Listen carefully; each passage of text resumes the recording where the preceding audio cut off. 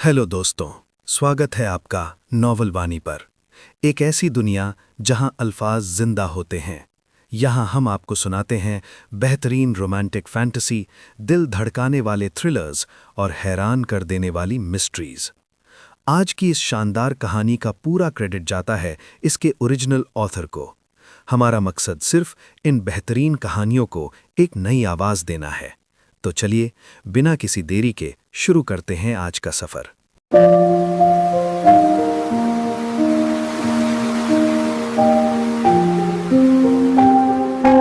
Chapter 541। Lord, मेरा मतलब है मोंगरेल की क्या शानदार जीत रही। एरिना के ऊपर उठते हुए खून के बादल को देखकर साइक्लस अपना उत्साह रोक नहीं पाया। आज कोई एक साथ होने वाले मैच नहीं थे, क्योंकि अब सिर्फ 32 कंटेस्टेंट्स ही बचे थे। हर एक बैटल बहुत ही जोरदार और मजेदार था, और कमेंटेटर्स का पूरा ध्यान उन पर था। चीयर करती हुई ऑडियंस को देखकर डिमी हंसा। बिल्कुल बिल्कुल, मोंगरेल ने नो वेट के खिलाफ बहुत अच्छा खेला। उसका एस्पेक्ट सच में एक बहुत बड़ा खतरा है। मेरी बात मानो, मैंने उन धमाकों को बहुत बार झेला है।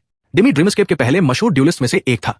जब 10 साल पहले यह पॉपुलर होना शुरू ही हुआ था, इसलिए वो अपने एक्सपीरियंस से बोल रहा था। साइक्लस ने चैट की तरफ देखा। उसे पता था कि व्यूअर्स को इस बातचीत में शामिल करने का यह सही समय है। इत्तेफाक से उसकी नजर एक ऐसे कमेंट पर पड़ी जिसके बारे में वो खुद भी जानना चाहता था। हाँ, बहुत ही चालाक। लेकिन डिमी, क्या तुम्हें नहीं लगता कि मोंगरेल का बर्ताव आज उसके नेचर से थोड़ा अलग था?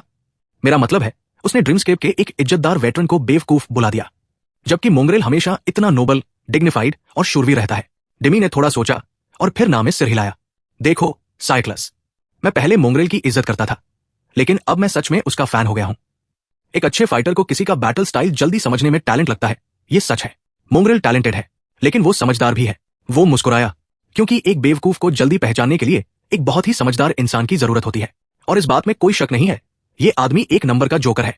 मेरी बात मानो, मेरी बदकिस्मती है कि मैं उसे काफी अच्छे से जानता हूं। मेरा मतलब है, सिर्फ एक बेवकूफी अपना नाम क्या नहीं रुको रखेगा, है ना? तुरंत चैट में कमेंट्स की बाढ़ आ गई। सच में मोंगरेल बहुत समझदार है। समझदार, खतरनाक और हैंडसम। तुझे कैसे पता कि वो हैंडसम है, बेवकूफ? वो अपना डरावना मास्क कभी नहीं उतारता। तुम्हारा मतलब वो लड़की हैंडसम है? रुको, ये कुछ सही नहीं लग रहा। क्या कोई उस ट्रोल को बैन कर सकता है? डिमी सही कह रहा है, सिर्फ एक महामूर्ख ही ऐसा नाम रखेगा। कोई बेवकूफ लॉर्ड मोंगरेल जितने समझदार इंसान से लड़ने की कोशिश ही क्यों करेगा? थू। ओह, मुझे याद आया कि मैंने वो अजीब सा नाम कहाँ देखा था। सनी अपने अगले ड्यूएल की तैयारी कर रहा था, जब उसे अचानक याद आया कि उसने पहली बार ड्रीमस्केप में कैसे एंट्री ली थी। उस समय गलती से वो शब्द जोर से बोलने की वजह से उसे लगभग वही नाम मिलने वाला था। किस्मत से वो नाम पहले ही किसी ने ले लिया था, वरना सनी का नाम भी क्या नहीं रुको होता तो ये वो बंदा है, बेचारा। हालांकि मोंगरेल कहलाना भी कोई बहुत अच्छा नहीं था। थोड़ा मुस्कुराते हुए वो बैठ गया और सोल सरपेंट के कॉइल्स में अपना एसेंस सर्कुलेट करने लगा, ताकि अगली फाइट से पहले वो पूरी तरह से रिचार्ज हो जाए। उसे लग रहा था कि ये आसान नहीं होने वाला है। वो सही था, उसकी अगली तीनों में से कोई भी फाइट आसान नहीं थी। हालांकि तीनों के कारण बहुत अलग थे। आज उसका सामना जिस दूसरे विरोधी से हुआ, उसका नाम लोफ था। वो कंधे तक लंबे बालों वाला एक जवान लड़का था, जिसने हल्का आर्मर पहना था, और उसके पास एक गोल ढाल और एक भाला था। उसकी टेक्निक एकदम परफेक्ट थी, लेकिन उसके बारे में सबसे खतरनाक चीज उसकी स्पीड थी। लोफ तेज था, बहुत तेज, इतना तेज कि सनी उसके कुछ मूवमेंट्स मुश्किल से ही देख पा रहा था। सबसे बुरी बात यह थी कि यह स्पीड किसी एस्पेक्ट एबिलिटी से नहीं आई थी, बल्कि सिर्फ स्किल, ट्रेनिंग और गजब के एसेंस कंट्रोल का नतीजा थी। कास्टर के उलट, जो लगातार पागल कर देने वाली स्पीड से मूव कर सकता था, यह लड़का तब तक धोखे से धीमा लगता था जब तक कि वो अटैक करने का फैसला न कर ले, और उस समय उसके हथियार लगभग एक जगह से दूसरी जगह टेलीपोर्ट हो जाते थे। सनी सिर्फ इसलिए बच पाया क्योंकि उसके दुश्मन ने बड़ी चालाकी से अपने शरीर के मूवमेंट्स को तो छुपा लिया था, लेकिन अपनी परछाई के मूवमेंट्स को छुपाने के बारे में नहीं सोचा। समझदारी इसी में थी कि उस खतरनाक दुश्मन को जल्द से जल्द मार दिया जाए। लेकिन सनी लोफ के एसेंस इस्तेमाल करने के तरीके से इतना इंप्रेस था कि वो रुक गया, ताकि वो उस लड़के के लड़ने के तरीके से इस टेक्निक की बारीकियां सीख सके। इसीलिए लोफ मोंगरेल का खून निकालने वाला पहला इंसान बन गया। एक मौके पर उसका भाला मेंटल की चेस्ट प्लेट और कंधे के आर्मर के बीच से फिसल गया और सनी के आर्मपिट में गहराई तक घुस गया। दर्द इतना ज्यादा था कि आंखों के आगे अंधेरा छा गया। ब्लेड को घुमाकर और फिर पलटवार से बचने के लिए पीछे हटते हुए लोफ ने अपने भाले पर लगे लाल खून को देखा और मुस्कुराया। तो आखिरकार तुम एक इंसान ही हो। सनी ने अपना दर्द दबाया और अपना सिर हल्का सा तिरछा किया। क्या सच में? फिर वो तेजी से आगे बढ़ा और अपनी पूरी ताकत लगा दी, ताकि जल्द से जल्द फाइट खत्म कर सके। इसलिए नहीं कि वो लोफ का स्टाइल सीख चुका था, बल्कि इसलिए क्योंकि ब्लड वीव के होने के बावजूद उसे नहीं पता था कि वो कितनी देर टिक पाएगा, क्योंकि उसका घाव काफी गहरा था। कास्टर के साथ हुई अपनी खतरनाक लड़ाई की वजह से सनी को पहले से ही पता था कि तेज दुश्मनों से कैसे निपटना है। इसलिए आखिर में न तो स्पीड और न ही एसेंस पर गजब की मास्टरी उस लड़के को सनी की तलवार से बचा पाई। जैसे ही सनी काले अंधेरे में लौटा, वो गहरा घाव गायब हो गया। इंटरेस्टिंग, बहुत इंटरेस्टिंग। लगता है एसेंस कंट्रोल करने के मामले में मुझे अभी भी बहुत कुछ सीखना है। अगला मैच बहुत बहुत मुश्किल हो सकता था, लेकिन वो बस थोड़ा ही तकलीफ देने वाला साबित हुआ। इस बार उसके दुश्मन का नाम एवरेन था और उसके पास ग्रेविटी कंट्रोल करने वाला एक पावरफुल सॉर्सरर एस्पेक्ट था। जैसे ही फाइट शुरू हुई, उसे ऐसा लगा मानो उसके कंधों पर कोई पहाड़ गिर गया हो। सनी मुश्किल से ही हिल पा रहा था, जबकि उसका दुश्मन बड़ी ही चालाकी से एस्पेक्ट एबिलिटीज के असर को अपनी पहले से ही तेज और जानलेवा कॉम्बैट टेक्निक में मिला रहा था, जिससे एक बहुत ही खतरनाक कॉम्बो बन रहा था। किस्मत से सनी के पास फेदर ऑफ ट्रुथ था, जिसने उस बोझ को थोड़ा कम कर दिया। और सबसे जरूरी बात, उसे क्रशिंग से निपटने का बहुत अच्छा एक्सपीरियंस था। हालांकि एवरेन उसे अपनी ग्रेविटी के इस्तेमाल से पसीना निकालने में कामयाब रहा, लेकिन आखिर में जीत सनी की ही हुई। लेकिन तीसरे मैच ने उसे कई चीजों के बारे में फिर से सोचने पर मजबूर कर दिया। इस बार उसका दुश्मन एक मजाकिया नाम वाला, दोस्ताना दिखने वाला लड़का था, डायनासोर। अजीब बात यह थी कि उसने आर्मर की जगह साधारण कपड़े पहने थे और उसके पास कोई हथियार नहीं था। पहले तो सनी को लगा कि यह कोई दूसरा जादूगर है, लेकिन वो इससे ज्यादा गलत नहीं हो सकता था। जैसे ही ड्रीमस्केप की आवाज ने मैच के शुरू होने का ऐलान किया, उसका विरोधी बदल गया। उसकी मसल्स अचानक से फूल गई और बदल गई। उसके साधारण कपड़े फाड़ दिए, उसकी त्वचा चमकने लगी और मेटालिक स्केल से ढक गई। उसके नाखून बढ़कर डरावने पंजों में बदल गए और उसके दांत लंबे तेज नुकीले दांतों में बदल गए। बस कुछ ही पलों में सनी के सामने कोई इंसान नहीं था, बल्कि एक खूंखार हाइब्रिड जीव था, जो शिकार करने वाली इंसानी छिपकली जैसा लग रहा था। अगले ही पल वो जीव पंजों और दांतों के खूंखार तूफान की तरह उस पर टूट पड़ा। हालांकि वो नाइटमेयर क्रीचर जैसा दिखता था और उतना ही ताकतवर और डरावना था, लेकिन वो हाइब्रिड एक अनुभवी, चालाक और युद्ध में तपे हुए ब्रॉलर की सदी हुई टेक्निक के साथ लड़ रहा था। इसका असर बेहद खौफनाक था। थर्ड नाइटमेयर को जीतने और ट्रांसेंडेंट बनने के बाद इंसानों को जो एबिलिटी मिलती थी, उसे ट्रांसफॉर्मेशन एबिलिटी कहा जाता था। लेकिन सभी ट्रांसफॉर्मेशन टाइप एबिलिटी सिर्फ सेंट के लिए नहीं बनी थी। हालांकि ये बहुत रेयर था, लेकिन कुछ एस्पेक्ट्स में शुरुआती स्टेज में ही ऐसी शक्ति आ जाती थी। सॉन्ग सेंशन के पास भी ऐसा ही एक एस्पेक्ट था।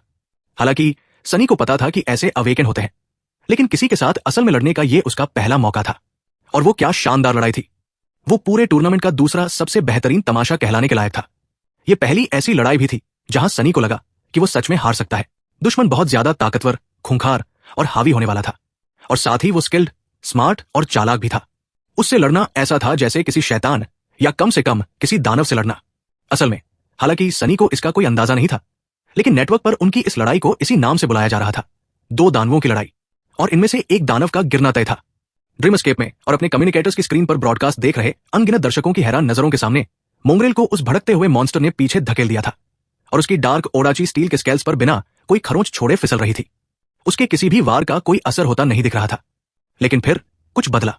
एक समय पर उस शैतानी स्वॉर्ड्समैन ने अपनी बड़ी तलवार हटा दी और उस विशाल जीव के साथ एक भयानक, खौफनाक और क्रूर हाथापाई शुरू कर दी।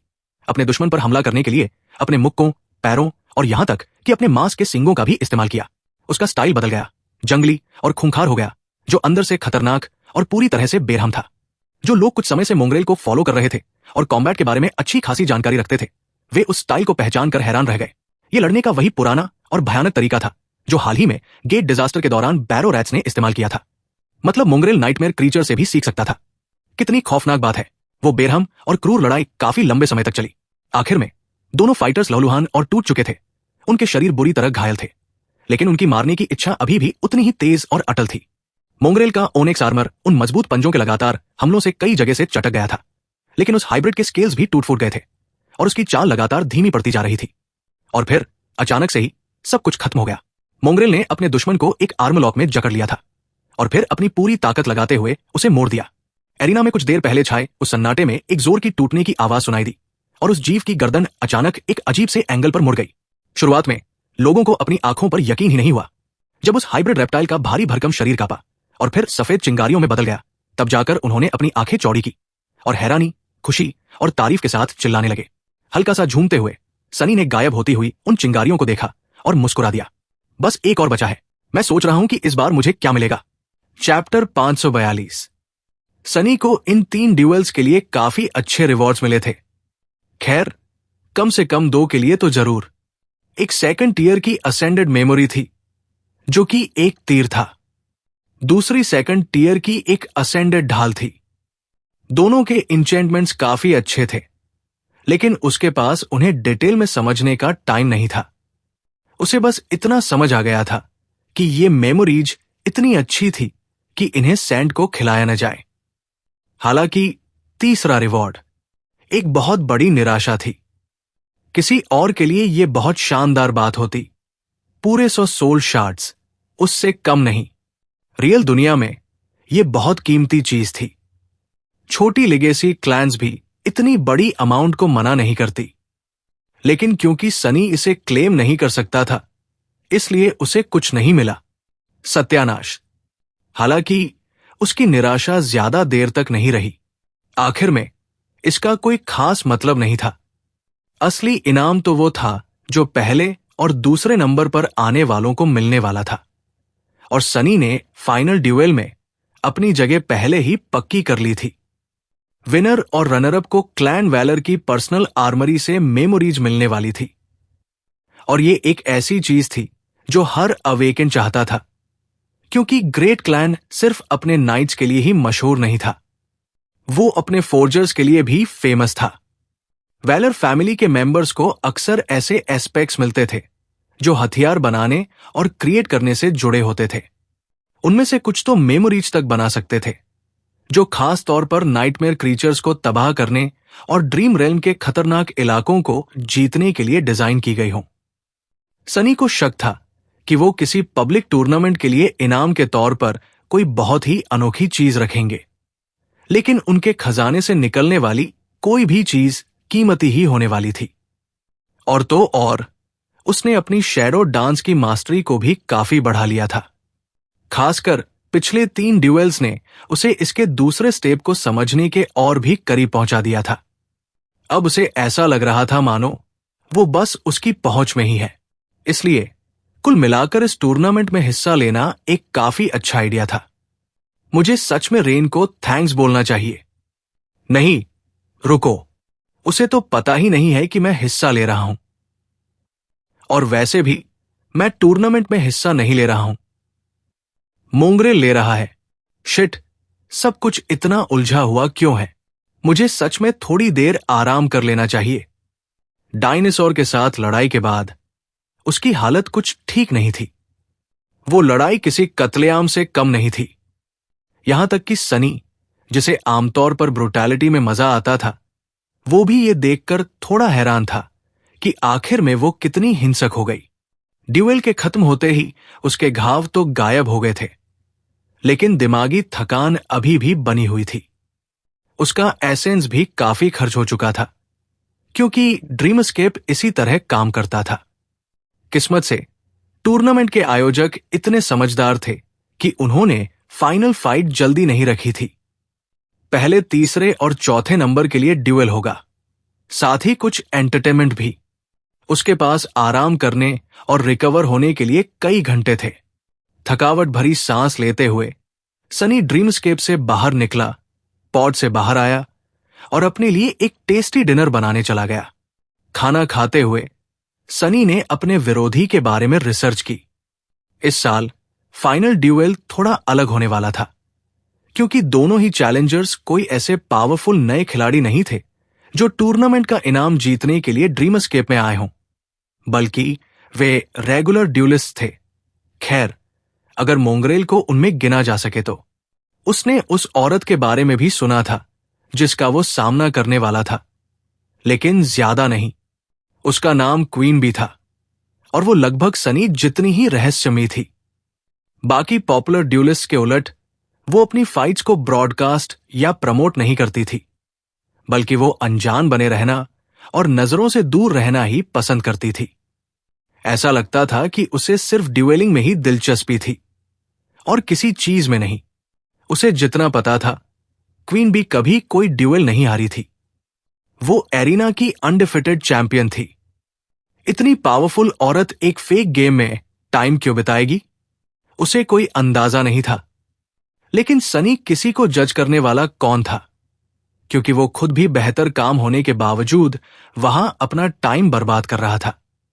उसके अपने कारण थे, तो शायद उसके भी होंगे, या शायद ये बस एक मजेदार हॉबी थी।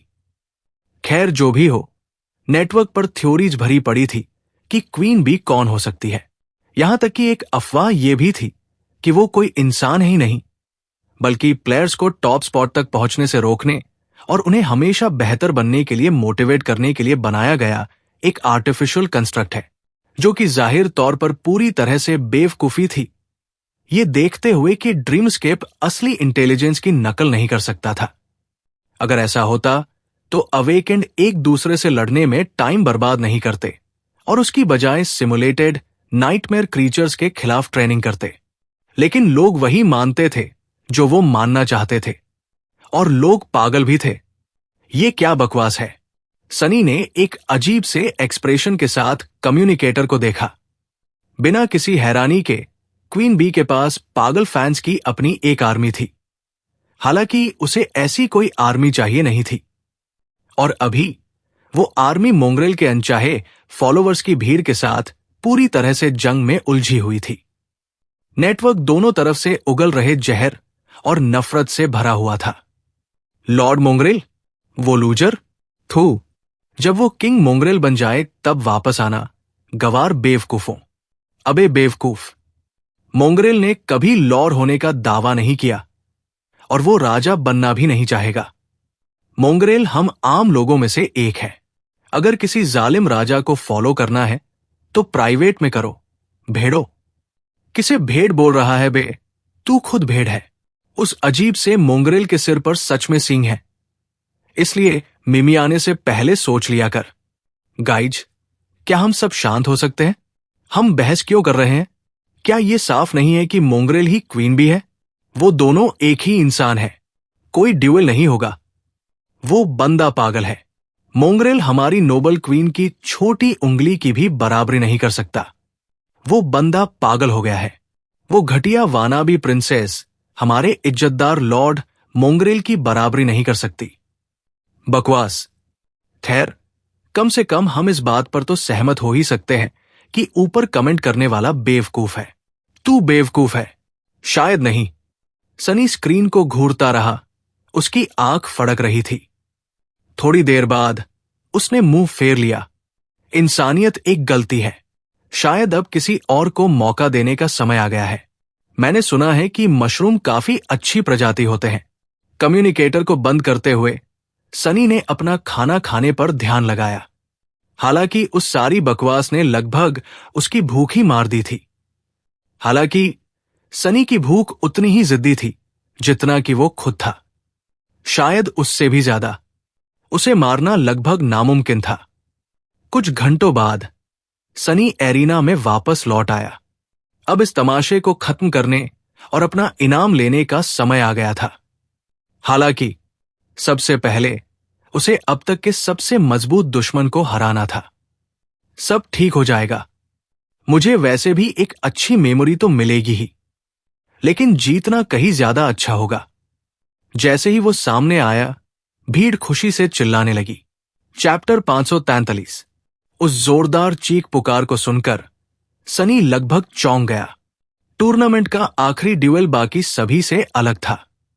कोर्टयार्ड थोड़ा बदल गया था और न जाने कैसे और भी ज्यादा शानदार हो गया था। दर्शकों के बैठने की जगह बढ़ा दी गई थी और हजारों की तादाद में दर्शक उन पत्थर की सीटों पर बैठे थे। उनकी आवाजें मिलकर एक बहरे कर देने वाली एक्साइटेड दहाड़ में बदल गई, जो एक रिदम में उठ और गिर रही थी, बिल्कुल किसी तूफानी समुद्र की आवाज की तरह। ऊपर से गुलाब की पंखुड़ियों की बारिश हो रही थी, जिससे एरिना में एक खूबसूरत कालीन सा बिछ गया था। भले ही सनी इस सब को लेकर कितना भी बोरिंग क्यों न होना चाहे, लेकिन इस नजारे को देखकर उसका खून खौलने से रोकना मुश्किल था। उसने अपना सिर हल्का सा घुमाया और चीयर करती उस भीड़ के नजारे को देखा। फिर उसकी नजर कुछ पलों के लिए एरिना के ऊपर बने एक ऊंचे ट्रिब्यून पर टिक गई, जो ग्रेट क्लैन वैलर के लाल रंग के झंडों से सजा हुआ था। क्योंकि यह फाइनल ड्यूएल था, इसलिए बहुत ही खास लोग इसे खुद देखने आने वाले थे। सनी ने ड्रीमस्केप को बनाने वाले को आसानी से पहचान लिया, जिसने अजीब से रंग बिरंगे रेशमी कपड़े पहने थे और किसी ऐसे तोते जैसा लग रहा था जिसने फैस पाउडर के टब में नहा लिया हो। उसे अभी भी यकीन नहीं हो रहा था कि ये अजीब सा जोकर असल में एक सेंट है। उसके पास खड़ा इंसान जरूर वैलर का रिप्रेजेंटेटिव होगा। सनी ज्यादा कुछ नहीं देख पा रहा था, बस इतना समझ पाया कि वो एक जवान औरत थी जिसके काले लहरदार बाल और एकदम गोरी त्वचा थी। उसने एक बिना चमक वाला काले रंग का एक भारी आर्मर और एक लाल रंग का केप पहना हुआ था, जो उसके क्लैन के झंडे के रंग का ही था। उसका वो तेज और कड़क लुक ड्रीमस्केप के सेंट से बिल्कुल अलग था। ट्रिब्यून इतनी दूर था कि कुछ भी साफ दिखाई नहीं दे रहा था, लेकिन वैसे भी सनी ग्रेट क्लैन की किसी लिगेसी को घूरने के मूड में नहीं था। वो पहले से ही ये सोचकर अनकंफर्टेबल था कि वो उसे लड़ते हुए देखेगी। दूसरी तरफ, अच्छा होगा कि मैं एक बढ़िया शो दिखाऊं। क्या पता अगर उस लड़की को पसंद आ गया तो मुझे कोई एक्स्ट्रा अच्छी मेमोरी मिल जाए। इन ख्यालों को दिमाग से बाहर निकालते हुए सनी ने आखिरकार अपनी नजरें नीचे की और अपने विरोधी को देखा, क्योंकि सनी अपनी पीढ़ी के कुछ सबसे बेहतरीन फाइटर्स को जानता था। इसलिए उसने सोचा था कि शायद वो खतरनाक क्वीन बी से ड्रीमस्केप के बाहर भी मिला हो। लेकिन नहीं, वो जानी पहचानी नहीं लग रही थी।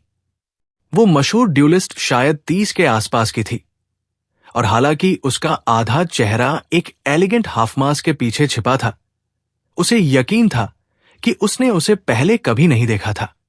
वो एरिना के बीच में बिल्कुल शांत खड़ी थी, जैसे कि चीयर करती भीड़ और ऑडियंस में बैठे खास मेहमानों का उस पर कोई असर ही न पड़ रहा हो। बस एक नजर में ही सनी समझ गया था कि उसके सामने एक कॉम्बैट मास्टर खड़ी है। उस शाही औरत की हर एक चीज में स्किल, ग्रेस और पक्का इरादा झलक रहा था। उसने एक हल्का मेटल आर्मर पहना था और उसके हाथ में एक पतली सी तलवार थी जिसका ब्लेड लंबा और तेज था।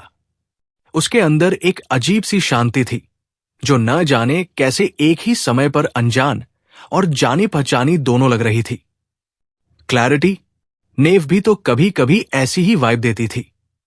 सच में ये उसी तरह की क्लैरिटी थी जो नेफिस और खुद सनी के पास थी, लेकिन जहां चेंजिंग स्टार एक वार करती तलवार की तरह तेज और अटल थी, क्वीन बी वैसी नहीं थी। इसके उलट वो धोखे से शांत लग रही थी। कितना अजीब कंट्राडिक्शन है। उस औरत ने भी उसे देखा, जिससे सनी को उसकी आंखों में देखने का मौका मिल गया। वे नीली, भूरी, हरी या पर्पल भी नहीं थी, बल्कि ऐसा लग रहा था जैसे वे एक रंग से दूसरे रंग में बदल रही हों, जैसे कि उसके मूड को दिखा रही हों। लेकिन उनके बारे में सबसे अजीब बात यह थी कि वो किसी कातिल की आंखें नहीं थी।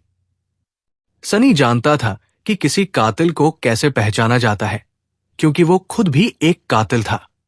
उसने अपने सिर के पीछे खुजलाने की इच्छा को दबाया।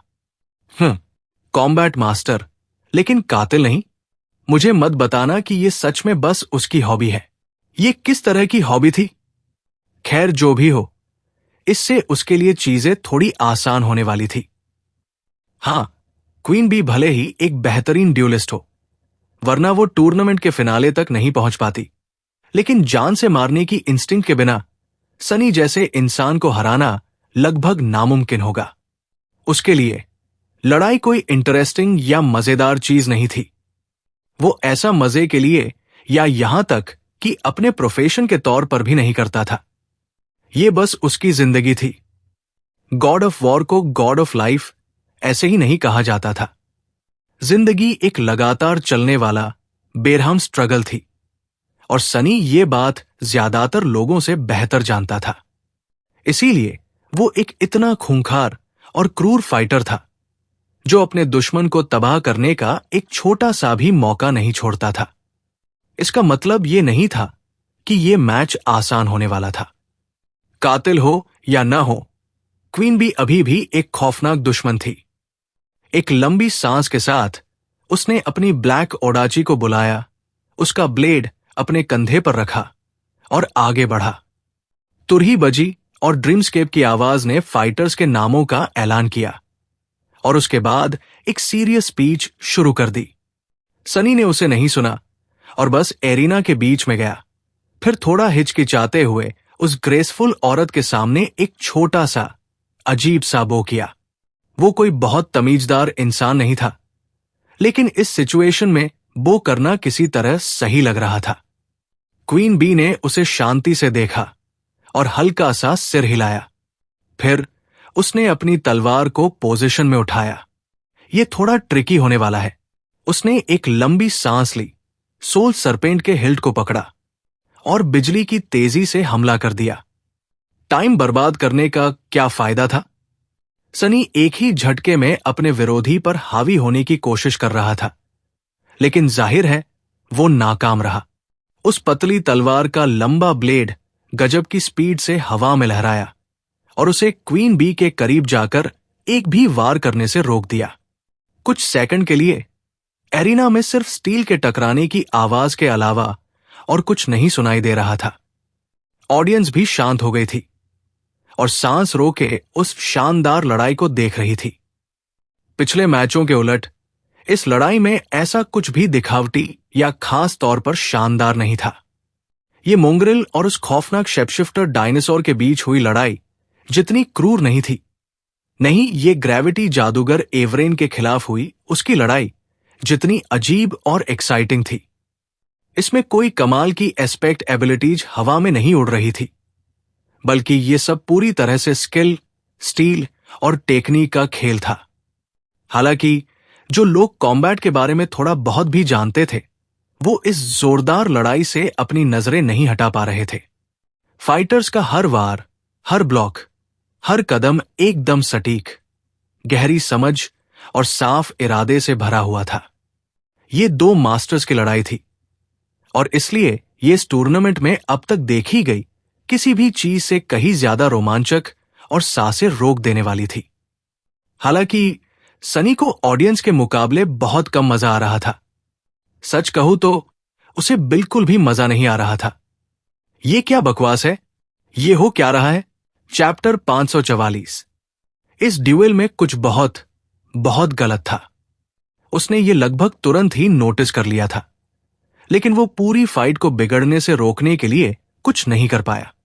असल में हालांकि ऐसा लग रहा था कि वो टिका हुआ है और यहां तक कि उस शाही क्वीन पर हावी भी हो रहा है, लेकिन सनी हकीकत में हर सेकंड अपनी जान बचाने के लिए संघर्ष कर रहा था।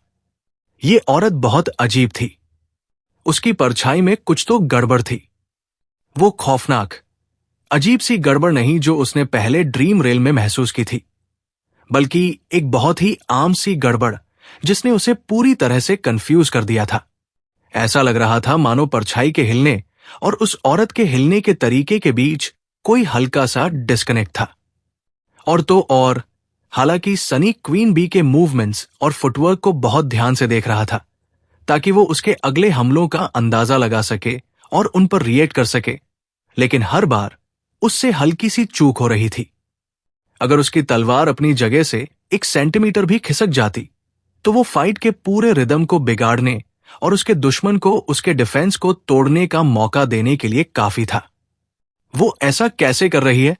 उसे इसका जवाब बहुत जल्द खोजना था, क्योंकि बीतता हुआ हर एक सेकंड उसकी हार का कारण बन सकता था।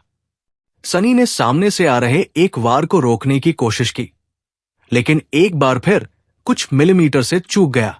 नतीजा यह हुआ कि वो तेज तलवार सोल सरपेंट के ब्लेड से फिसलकर उसकी छाती पर आ लगी, जिससे उसके पूरे शरीर में एक सिहरन दौड़ गई। मेंटल ऑफ द अंडरवर्ल्ड ने उसे बचा लिया, लेकिन सनी धोखे में नहीं था। क्वीन बी बस उसे परख रही थी, उसके पैटर्न सीख रही थी, बिल्कुल वैसे ही जैसे वो उसके पैटर्न सीख रहा था। जब उसे काफी हद तक समझ आ जाएगा तो अगला हमला उसके आर्मर से टकराकर लौटने की बजाय उसकी गर्दन के आर पार हो जाएगा। घंटा अपने दांत पीसते हुए उसने अचानक अपना स्टाइल बदल दिया। महाराणा क्लैन के डार की हावी होने वाली टेक्निक को बुलाया और उसे ओडाची पर अप्लाई किया। वो उस पतली तलवार के सामने स्पीड में पहले ही हार रहा था, इसलिए सोल सरपेंट को एक भारी गदा में बदलना कोई बहुत अच्छा फैसला नहीं था। इसलिए सनी ने बस लड़ते लड़ते ही बैटल स्टाइल में कुछ बदलाव कर लिए। लेकिन जैसे ही वो दूसरे स्टाइल में शिफ्ट हुआ, क्वीन बी ने भी वैसा ही किया और अचानक अपनी टेक्निक को एक बिल्कुल नए स्टाइल में बदल दिया। शिट, वे लड़ते रहे। एरिना में तेजी से घूमते हुए उनकी तलवारें एक दूसरे से टकरा रही थी। सनी अभी भी फायदे में नहीं था और जैसे जैसे सेकंड बीत रहे थे, उसकी हालत और भी खराब होती जा रही थी। दोनों फाइटर्स अलग अलग स्टाइल्स में माहिर थे और लगभग तुरंत ही एक स्टाइल से दूसरे स्टाइल में स्विच कर सकते थे, जिससे ये मैच और भी ज्यादा रोमांचक हो गया था। ऑडियंस पागल हो रही थी, सनी भी पागल हो रहा था, लेकिन एक बिल्कुल अलग वजह से। सोचो, ऐसे दुश्मन का सामना करना उसकी शैडो डांस की समझ को बढ़ाने का एक सुनहरा मौका था। लेकिन ऐसा करने के लिए उसे पहले यह समझना था कि आखिर क्वीन बी कर क्या रही थी। उसकी परछाई इतना अजीब बर्ताव क्यों कर रही थी? जब वो उसके हमलों की सही जगह का अंदाजा लगाता था तो उससे हमेशा गलती क्यों हो रही थी? एक मौके पर सनी एरिना में बिखरी उन बेवकूफ गुलाब की पंखुड़ियों पर लगभग फिसल ही गया था और आखिरी सेकंड में उस तलवार की नोक से बचते हुए मुश्किल से अपना बैलेंस संभाल पाया। सत्यानाश, ये बकवास चीजें, पूरे एरिना को कचरे से भरने का ये महान आइडिया किसका था? असल में ये एक चमत्कार ही था कि दोनों में से कोई भी फाइटर अभी तक इस फिसलन भरी जमीन का शिकार नहीं हुआ था। एक चमत्कार। रुको, एक चमत्कार? एक और जानलेवा वार से बचते हुए वो बैलेंस टेक्निक से डिफेंस में शिफ्ट हुआ और उसने फिर से क्वीन बी के पैरों की तरफ देखा। शुरू से आखिर तक उसे एक बार भी गुलाब की पंखुड़ियों से कोई परेशानी नहीं हुई थी और अब जब उसने इस पर ध्यान दिया, उसकी आंखें चौड़ी हो गई। क्या मुझे कोई भ्रम हो रहा है? नहीं, ऐसा नहीं था। न सिर्फ उसकी ग्रेसफुल विरोधी उन फिसलन भरी पंखुड़ियों पर फिसलने से बची थी, बल्कि उनमें से कोई भी उसके आर्मर वाले बूट्स के नीचे कुचली भी नहीं गई थी। ऐसा लग रहा था मानो वो जमीन को बिना छुए उससे कुछ मिलीमीटर ऊपर हवा में तैर रही हो। नहीं, लगभग नहीं, बिल्कुल ऐसा ही हो रहा था। इतना छोटा सा फर्क नोटिस करना बहुत मुश्किल था, लेकिन इससे यह साफ हो गया कि क्वीन बी की परछाई के जमीन पर पड़ने का एंगल हल्का सा गलत क्यों था और सनी को हमेशा उसके हमलों का अंदाजा लगाने में हल्की सी गलती क्यों हो रही थी। कुछ मिलीमीटर बहुत ही कम होता है, लेकिन उनके जैसी इतनी सटीक और कैलकुलेटेड लड़ाई में इससे बहुत बड़ा फर्क पड़ रहा था। शिट, क्या वो सही था? यह पता लगाने का सिर्फ एक ही तरीका था। सनी ध्यान से सोचते हुए कुछ सेकंड तक लड़ता रहा। उसने अपनी गलती नहीं सुधारी, क्योंकि उसे पता था कि क्वीन बी की एस्पेक्ट एबिलिटी के बारे में अपनी इस नई समझ को जाहिर करना, अगर ये कोई एबिलिटी थी, एक गलत कदम होगा। इसकी बजाय उसे एक जाल बिछाना था और उसी से इस फाइट को खत्म करना था। लेकिन अपने मौजूदा विरोधी जैसे इतने स्किल्ड और टैलेंटेड इंसान को फंसाना आसान नहीं था। सच कहूं तो किसी ऐसे इंसान को धोखा देना जिसके पास क्लैरिटी हो, बहुत मुश्किल काम था। किस्मत से सनी खुद भी एक स्किल्ड फाइटर था, लेकिन उससे भी बड़ी बात, वो धोखा देने में और भी ज्यादा टैलेंटेड था। इसलिए वो नाटक करता रहा और अपने जाल की तैयारी करता रहा और साथ ही लालच के साथ अपने दुश्मन की टेक्निक को भी सीखता रहा। अब जब उसे राज पता चल गया था, तो वो उसे कहीं ज्यादा साफ तौर पर देख पा रहा था। मैच के किसी मोड़ पर ऐसा लगा कि मोंगरेल ने आखिरकार कोई गलती कर दी। उसने एक बार फिर क्वीन बी के इरादे को समझने में गलती की और अपने ब्लेड को बहुत नीचे चला दिया, जिससे उस तलवार को उसके ब्लेड के ऊपर से फिसलने और सीधे उसके गले की तरफ बढ़ने का मौका मिल गया। हालांकि वो कभी अपने निशाने पर नहीं लगी। मोंगरेल की गर्दन के आर पार होने की बजाय उस पतले ब्लेड ने उसकी स्किन पर बस एक गहरा कट छोड़ दिया, क्योंकि आखिरी पल में वो शैतानी स्वॉर्ड्समैन हल्का सा अपनी बाईं तरफ खिसका और फिर लगभग तुरंत ही तेजी से आगे बढ़ गया। हवा को चीरते हुए डार्क ओडाची फुफकारी और काले आर्मर वाली वो परछाई हल्के आर्मर वाली उस ग्रेसफुल औरत के पास से गुजरी और उसके पीछे कुछ कदम दूर जाकर रुक गई, अपनी गर्दन के उस हल्के से घाव से उठने वाले तेज दर्द को महसूस करते हुए। सनी ने एक लंबी सांस ली और सोल सरपेंट को नीचे कर लिया।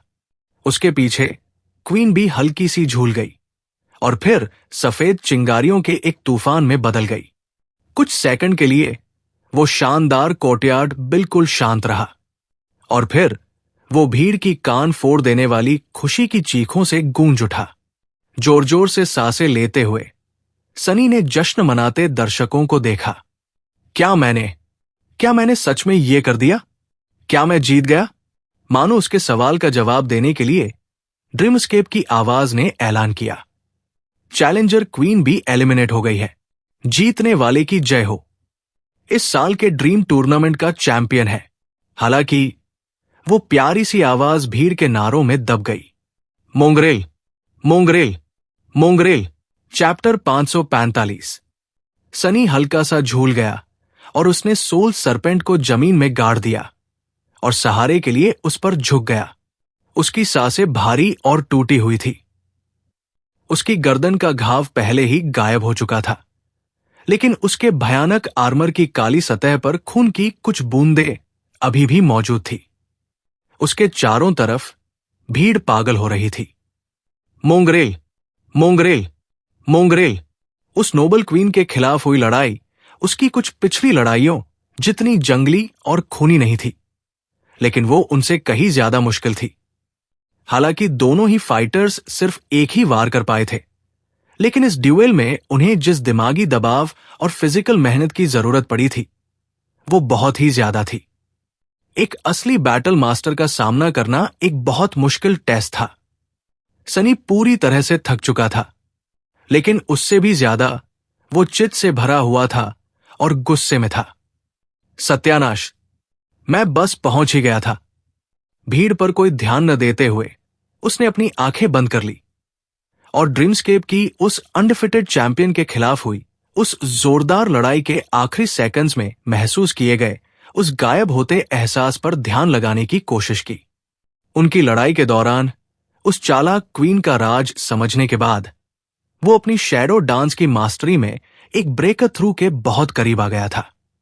वो इतने करीब था कि सनी उसे सच में देख पा रहा था, लेकिन आखिर में वो आखिरी कदम बढ़ाने में नाकाम रहा।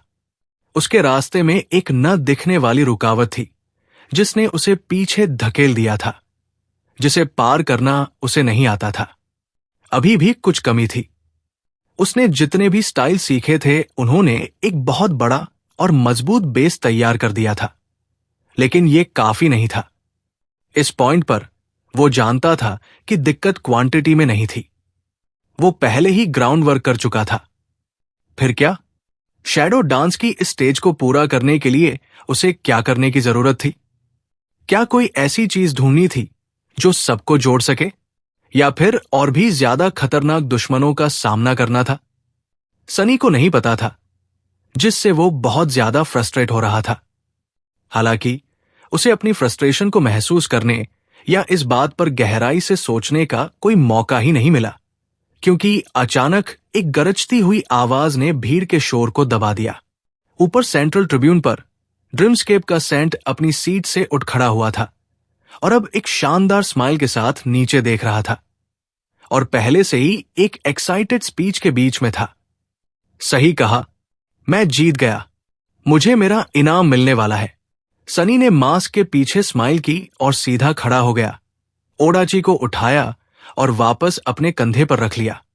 इनाम? क्या इसी के लिए उसने इस टूर्नामेंट में हिस्सा नहीं लिया था? और अब आखिरकार इसे हासिल करने का समय आ गया था।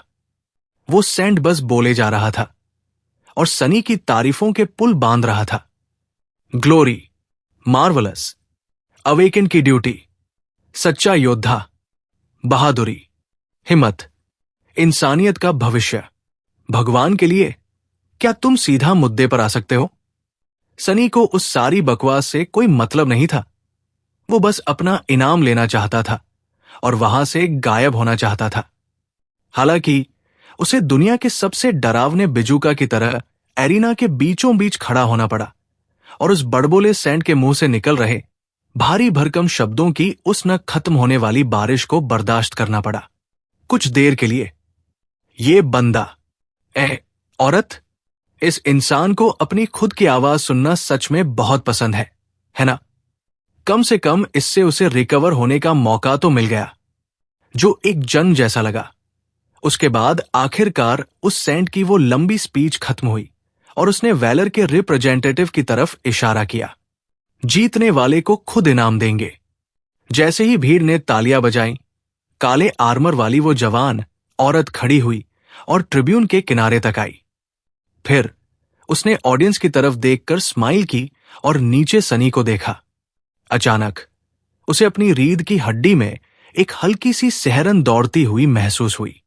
वो जवान औरत एक दोस्ताना तरीके से स्माइल कर रही थी, लेकिन उसकी आंखें सबसे तेज तलवारों जैसी ठंडी थी। उनका रंग भी अजीब और वाइब्रेंट था, चमकीला लाल, बिल्कुल उसके भरे हुए होंठों और लाल केप जैसा।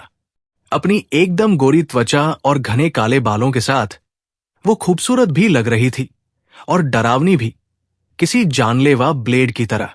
वो जो प्रेशर डाल रही थी उसे वहां से भी महसूस किया जा सकता था जहां सनी खड़ा था। एक मास्टर, उस जवान औरत ने बोलना शुरू किया। उसकी भारी आवाज आसानी से पूरे एरिना में पहुंच रही थी। वो सुनने में काफी फ्रेंडली लग रही थी और साथ ही अजीब तरह से जानी पहचानी भी, न जाने क्यों। मैं क्लैन वैलर की असेंडेड मॉर्गन हूं। बहुत बहुत बधाई हो वॉरियर। क्या शानदार ड्यूएल था। तुम सच में एक लायक विनर हो। सनी ने उसे एक पल के लिए घूरा, फिर हल्का सा सिर झुकाया अपनी इज्जत जताने के लिए, या यूं कहें कि उसका नाटक करने के लिए। जवाब में स्माइल करते हुए मॉर्गन ऑफ वैलर ने आगे कहा, और तुम सच में ग्रेट क्लैन वैलर के लोहारों द्वारा बनाई गई एक मेमोरी को रखने के लायक हो। सच कहूं तो तुम्हारी शानदार स्किल ने मुझे इतनी खुशी दी है कि मैंने तुम्हें अपने पर्सनल हथियारों में से एक गिफ्ट करने का फैसला किया है। जैकपॉट। सनी ने जिस बात की उम्मीद की थी, सच में वही हुआ। असेंडेड मॉर्गन काफी अच्छे मूड में लग रही थी। ग्रेट क्लैंस में से एक की मास्टर के पास अपने हथियारों के कलेक्शन में जो भी होगा वो अच्छा ही होगा। उस जवान औरत ने भीड़ की एक्साइटेड चीखों के शांत होने का इंतजार किया और एक क्यूरियस स्माइल के साथ उसे देखा। मुझे बताओ, तुम क्या पाना चाहते हो? कोई हथियार? हां, एक हथियार बहुत बढ़िया रहेगा। सनी स्माइल करने ही वाला था, लेकिन फिर अचानक उसकी आंखें चौड़ी हो गई। शिट। और इससे पहले कि वो कोई चालाकी भरा झूठ सोच पाता, उसके फ्लॉ ने जबरदस्ती उसके मुंह से जवाब निकाल दिया। नहीं, शिट शिट शिट। सत्यानाश।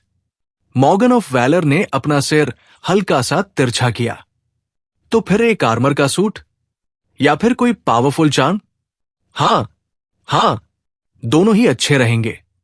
सनी ने अपने दांत पीसे, लेकिन नतीजा तो तय था। उसके पास एक खाली आवाज में जवाब देने के अलावा और कोई चारा नहीं था। दोनों ही नहीं। वो जवान औरत हंस पड़ी। सच में? तो शायद तुम एक को लेना चाहते हो? ओह नहीं। मोंगरेल कई सेकंड तक चुप रहा और फिर जवाब दिया, मैं नहीं चाहता। सनी खून के आंसू रोने की हालत में आ गया था। इतनी जल्दी सब कुछ इतना गलत कैसे हो गया? मास्टर मॉर्गन ने उसे थोड़ी देर तक देखा, फिर किनारे पर झुकते हुए मजे लेते हुए पूछा, सच में? तो फिर तुम्हें क्या चाहिए? सनी घबरा गया। वो जाहिर तौर पर उन्हीं इनामों में से एक लेना चाहता था जिसका उसने जिक्र किया था, लेकिन ऐसा इसलिए था क्योंकि वो चाहता था कि वीवर का मास्क उसे ऐसा कहने की इजाजत न दे। उसने सिचुएशन को संभालने और इस तबाही से कम कुछ तो हासिल करने की पूरी कोशिश की। अचानक उसके दिमाग में एक पागलपन भरा आइडिया आया और फिर हजारों लोगों की भीड़ के सामने मोंगरेल ने कुछ ऐसा कहा जो सबको हैरान कर देने वाला था। आप, असेंडेड मॉर्गन, मैं आपके साथ ड्यूएल करना चाहता हूं। चैप्टर 546। उस शानदार एरिना में एक सन्नाटा छा गया। दर्शकों का समंदर फटी आंखों से सनी को घूर रहा था। उन्हें यकीन नहीं हो रहा था कि उन्होंने सही सुना है या नहीं। यहां तक कि सैंड भी हैरान था और उसे समझ नहीं आ रहा था कि क्या करे। क्या सच में मोंगरेल ने अभी ग्रेट क्लैन वैलर की एक मास्टर को लड़ाई के लिए चैलेंज किया था? उस सन्नाटे में अचानक एक तेज हंसी गूंजी जो उस बड़े से कोर्टयार्ड में फैल गई। वो मॉर्गन थी। वो चेहरे पर एक खुशी वाले एक्सप्रेशन के साथ हंस रही थी और उसकी लाल आंखें मजे और खुशी से भरी थी। कुछ पलों के बाद उसने नीचे देखा और अपनी शांत और भारी आवाज में पूछा, ओह, सच में तुम मुझसे लड़ना चाहते हो? सनी ने नीचे से उसे घूरा और हां में सिर हिलाया। हां, लेकिन असल में वो नहीं चाहता था। वो थोड़ा पागल जरूर था, लेकिन इतना पागल नहीं कि किसी सॉवरेन के लिए काम करने वाले एक असेंडेड से लड़ने की इच्छा रखे। क्या पता वो मॉर्गन लड़की खुद एनविल की बेटी हो। हालांकि भले ही वो इस लड़ाई से बचना चाहता था, लेकिन इसका मतलब ये नहीं था कि मॉर्गन से लड़ने में उसका कोई फायदा नहीं था। असल में सनी को लग रहा था कि इससे वो शैडो डांस के दूसरे स्टेप को पूरी तरह से सीख सकता है। एक ग्रेट क्लैन के मेंबर के पास उसे सिखाने के लिए बहुत कुछ होना चाहिए था। और साथ ही क्या पता अगर मैं जीत गया तो शायद वो मुझे इनाम दे ही दे। बाकी कुछ भी करना बस छोटी सोच लगेगी। इसलिए भले ही सनी इस आइडिया के खिलाफ था, लेकिन वो जो सबसे अच्छा बुरा आइडिया सोच सकता था वो यही था। जहां तक एक मास्टर के खिलाफ जीतने की बात थी, वो खुद मॉर्गन पर डिपेंड करता था। अगर सनी सही था तो वो उस पर अपनी पूरी ताकत इस्तेमाल नहीं करेगी, चाहे वो घमंड की वजह से हो, सही तरीके से खेलने के लिए हो, या बस अपनी इज्जत बचाने के लिए। इस बीच वो जवान औरत अभी भी उसे ऊपर से देख रही थी।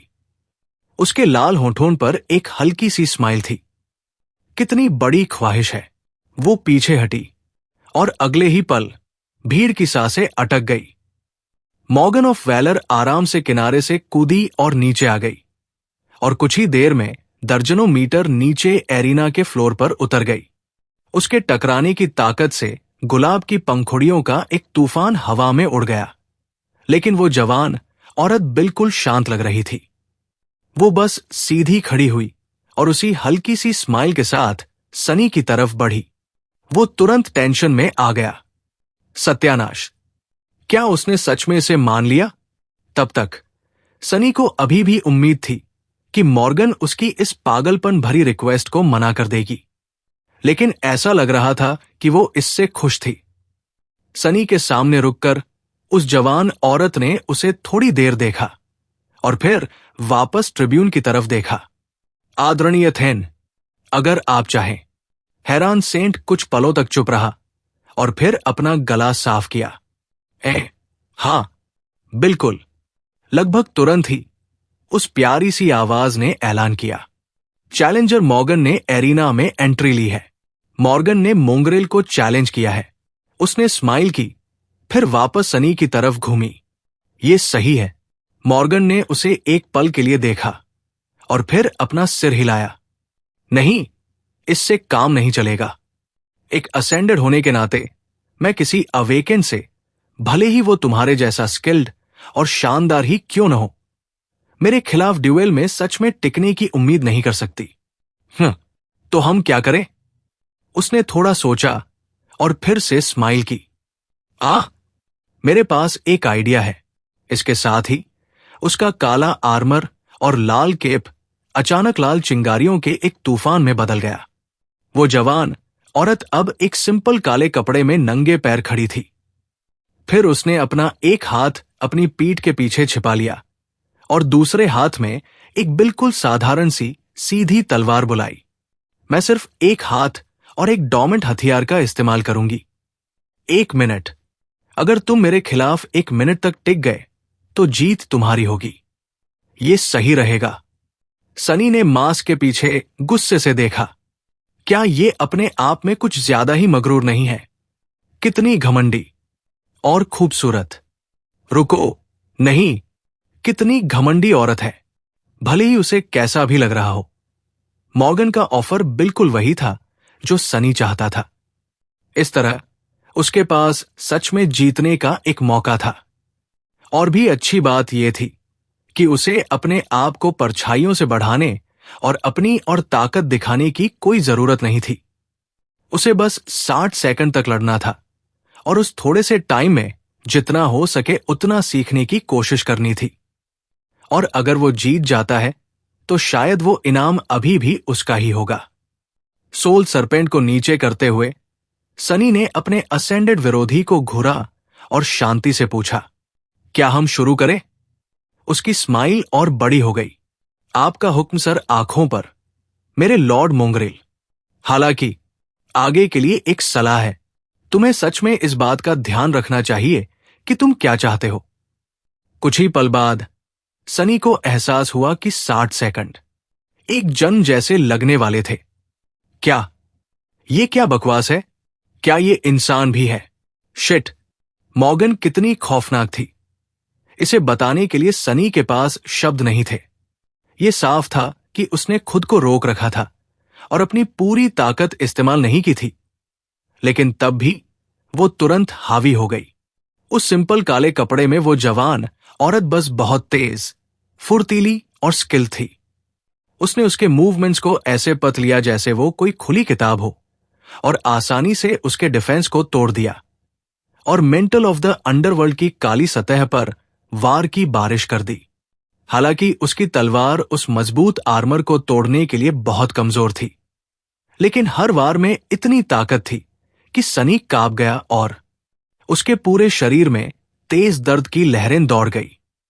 उसे यकीन था कि अगर बोन वीव नहीं होता तो उसकी हड्डियां अब तक टूट चुकी होती। उसके मुंह में खून का स्वाद आ गया और सबसे बुरी बात यह थी कि मॉर्गन ऑफ वैलर की मेंटालिटी में कोई कमी नहीं थी, जैसे महाराणा क्लैनकेडार या क्वीन बी में थी। वो भी उतनी ही खूंखार और बेरहम थी जितना वो खुद था, शायद उससे भी ज्यादा। एक पैदाइशी कातिल। और जहां सनी के पास मुश्किल से कुछ सालों का ही लड़ाई का एक्सपीरियंस था, वो उससे बड़ी और कहीं ज्यादा खौफनाक थी। वो तपी हुई थी। उसकी स्किल हजारों खूनी लड़ाइयों में बनी और तेज हुई थी। इतना तो साफ था। बस कुछ ही सेकंड बाद वो मुश्किल से ही अपनी जान बचा पा रहा था। सत्यानाश, मैं इससे कैसे बचूंगा? चैप्टर 547। अपने शरीर को टूटते हुए और अपने दिल को ठंडा पड़ते हुए महसूस करके सनी ने खुद को बचाने की पूरी कोशिश की, लेकिन कोई फायदा नहीं हुआ। मॉर्गन ने आसानी से उसके बचने की कोशिशों को कुचल दिया और डरावनी सटीकता और स्पीड से आगे बढ़ते हुए एक के बाद एक कई और खतरनाक वार किए। उसके मूवमेंट्स बिल्कुल स्मूथ और नेचुरल थे, जैसे हथियार चलाना उसके लिए सांस लेने जितना ही आम हो, जैसे कि शांति की बजाय लड़ाई ही उसका असली घर हो। उसका तलवार चलाने का तरीका भी कुछ ऐसा था जो सनी ने पहले कभी नहीं देखा था। ऐसा भी नहीं था कि वो तलवार मॉर्गन के हाथ का कोई हिस्सा हो। ऐसा लग रहा था मानो वो खुद ही वो तलवार थी, और इसलिए उसका हर एक मूवमेंट ठंडे और बेरहम कातिलाना इरादे को साफ दिखा रहा था। उसने कभी नहीं सोचा था कि उसे नेफिस से ज्यादा खौफनाक तलवारबाज मिलेगा, लेकिन वैलर की इस नाइट के सामने इमॉर्टल फ्लेम क्लैन की वो बेटी लगभग एक नौसिखिए जैसी लग रही थी। सनी तुरंत ही हावी हो गया था और थोड़ा सा भी कंट्रोल बनाए रखने के लिए वो कुछ नहीं कर सकता था। हालात पूरी तरह से बेकाबू थे। इस तरह की पूरी और कड़वी बेबसी का एहसास उसने काफी लंबे समय से महसूस नहीं किया था। शैडो डांस के दूसरे स्टेप को पार करना। सनी को तो इस बात का भी यकीन नहीं था कि वो अगले कुछ सेकंड तक भी जिंदा रह पाएगा या नहीं। उसे जल्दी ही कुछ सोचना था। दिमाग में एक कमांड देते ही मेंटल ऑफ द अंडरवर्ल्ड को उसका एक चार मिल गया। तुरंत ही उसकी आत्मा के चीरने का वो जाना पहचाना, लेकिन बहुत ज्यादा बढ़ा हुआ दर्द उसके पूरे शरीर में फैल गया। सनी को उम्मीद नहीं थी कि ब्रोकन ओथ उसे मॉर्गन को हराने में मदद करेगा। आखिर एक असेंडेड के रूप में उसकी आत्मा कहीं ज्यादा पावरफुल थी। वो बस एक सेकंड की राहत चाहता था। मॉर्गन अचानक धीमी हो गई, जिससे उसे पीछे हटने और कुछ कदम पीछे जाने का मौका मिल गया। एक पल के लिए उसके चेहरे पर एक हल्की सी सिकुड़न आई, लेकिन उसकी जगह जल्द ही उसी शांत और मजे वाली स्माइल ने ले ली। अच्छी ट्रिक है। सनी हल्का सा झुका और उसने मुंह भरकर खून की उल्टी की। काले मांस के दांतों से खून की पतली धारें बहने लगी। ये नजारा डरावना भी था और शानदार भी। जब वो सीधा हुआ तो उसमें कुछ बदल गया। खैर, होना ही था।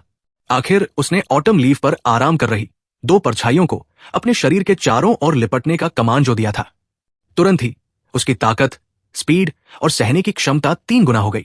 सनी पहले अपने आप को बढ़ाना नहीं चाहता था, लेकिन उस खौफनाक बैटल मास्टर के खतरनाक हमलों का सामना करते हुए उसके पास कोई और चारा नहीं था। अगर वो इस लड़ाई से कुछ सीखना चाहता था तो उसे इसे कुछ सेकंड से ज्यादा देर तक चलाना था। मॉर्गन ने उसके पोस्चर में आए इस हल्के से बदलाव को नोटिस किया और अपना सिर हल्का सा तिरछा किया। उसकी स्माइल अचानक और बड़ी हो गई। बढ़िया, ये बढ़िया है, ये बहुत बेहतर है। सनी ने ब्रोकन ओथ को हटा दिया, लेकिन इससे पहले कि चार्म गायब हो पाता, वो जवान औरत बेरहम स्टील के एक तूफान की तरह एक बार फिर उस पर आ चुकी थी। हालांकि इस बार चीजें अलग थी, या यूं कहें कि थोड़ी अलग। क्या ये क्या बकवास है? सनी अभी भी बहुत पीछे था और बिजली की तरह तेज, क्रूर हमलों की उस बेरहम बारिश से मुश्किल से ही बच पा रहा था। पहले उसने अंदाजा लगाया था कि उसकी सबसे ज्यादा फिजिकल ताकत किसी नए असेंडेड मास्टर के बराबर होगी। भले ही सनी अभी तीसरी परछाई का इस्तेमाल नहीं कर रहा था, उसे अपने राज छिपाने के लिए जमीन पर ही रहना था, लेकिन मॉर्गन और उसके बीच का फासला इतना ज्यादा नहीं होना चाहिए था। लेकिन उसकी सोच में एक गलती थी। उसने खुद को एक एवरेज मास्टर से कंपेयर किया था। हालांकि मॉर्गन ऑफ वैलर किसी भी तरह से एवरेज नहीं थी। वो 3 ग्रेट क्लैंस में से एक से थी, और हो सकता है कि वो उसकी कोर फैमिली की मेंबर भी हो। अवेकन के बीच वो ताकत के बिल्कुल टॉपर थी। कम ऑन, और फिर भी कम से कम वो अब कुछ कर तो पा रहा था। भले ही मॉर्गन अभी भी लड़ाई पर हावी थी और एक के बाद एक खतरनाक वार कर रही थी। सनी उसके मूवमेंट्स को समझ पा रहा था और रिएक्ट कर सकता था। वो एक वार से बचा, फिर दूसरे को रोक दिया। तीसरा वार अभी भी उसकी कोहनी पर लगा, जिससे उसके शरीर में एक तेज दर्द दौड़ गया। लेकिन यह पहले से ही एक बहुत बड़ी बात थी। इस नए बदलाव से मॉर्गन खुश लग रही थी। उसके लाल होंठ मुड़े और उसके मोती जैसे सफेद दांत दिखने लगे। हाँ, आखिरकार तुम तो जीनियस हो ना? मुझे दिखाओ। कम ऑन, लड़ो। क्या बकवास है? इस लड़की का दिमाग खराब है क्या? सनी ने अपने दांत पीसे और लड़ता रहा, मुश्किल से अपनी जान बचा पा रहा था।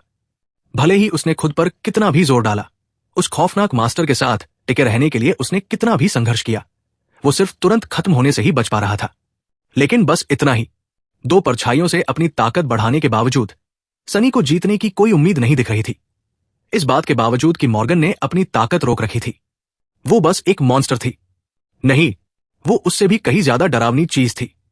उसने कई मॉन्स्टर्स, कई दानवों और कई शैतानों का सामना किया था और उन्हें मारा था, लेकिन उनमें से कोई भी इस खूबसूरत, खौफनाक जवान औरत का मुकाबला नहीं कर सकता था।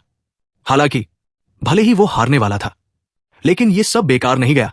उसे जो भी वार पड़ रहा था, जिस भी हमले से वो किसी तरह बच रहा था, सनी कुछ न कुछ सीख रहा था।